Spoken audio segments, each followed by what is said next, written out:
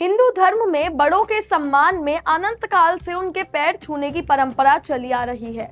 लेकिन क्या आप जानते हैं कि इसके पीछे का कारण क्या है? माना जाता है कि इस परंपरा की शुरुआत वैदिक काल में हुई थी। हिंदू धर्म में बड़ों के पैर छूना सम्मान व्यक्त करने का एक तरीका है। इसे चरण स्पर्श भी कहा जाता है। व्यक्ति पैर छूता है और बदले में बड़े आशीर्वाद देते हैं। ये मूल रूप से उन्हें बचपन में ही सिखा दिया जाता है, जिसका वो जीवन भर पालन करते हैं।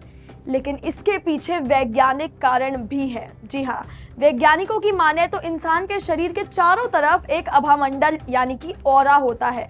हमारे विचारों और व्यवहार के बदलने पर हमारे शरीर के आसपास का आभामंडल भी बदलता है। जब हम किसी के पैर छूते हैं तो वो किसी के प्रति समर्पण और विनीत की भावना को दर्शाता है। किसी के पैर छूने पर तुरंत मनोवैज्ञानिक असर पड़ता है। इस मनोवैज्ञानिक असर से हमारे अंदर प्रेम, आशीर्वाद और संवेदना का आभास होता है। चरण स्पर्श करने से शक्तिशाली ऊर्जा का भी संचार होता है। शरीर के मस्तिष्क से लेकर पैरों तक लगातार ऊर्जा का संचार होता है। इसे हम कॉस्मिक एनर्जी भी कहते हैं। इस तरह से जब हम किसी व्यक्ति के पैर छूते हैं तो उससे ऊर्जा ले रहे होते हैं। जी हाँ, सामने वाले के पैर से ऊर्जा का प्रवाह हमारे हाथों के जरिए शरीर तक पहुंचता है।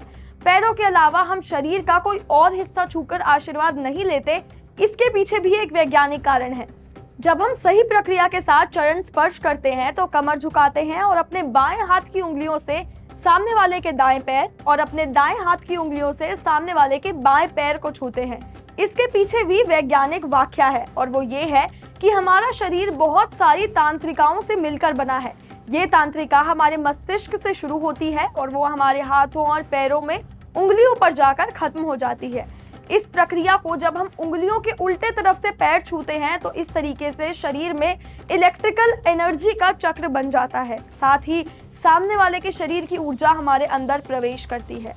खैर, ये जानकारी आपको कैसी लगी हमें कमेंट सेक्शन में बताना ना भूलें और ऐसी तमाम जानकारियों के लिए देखते रहिए हमारा चैनल। धन्यवाद।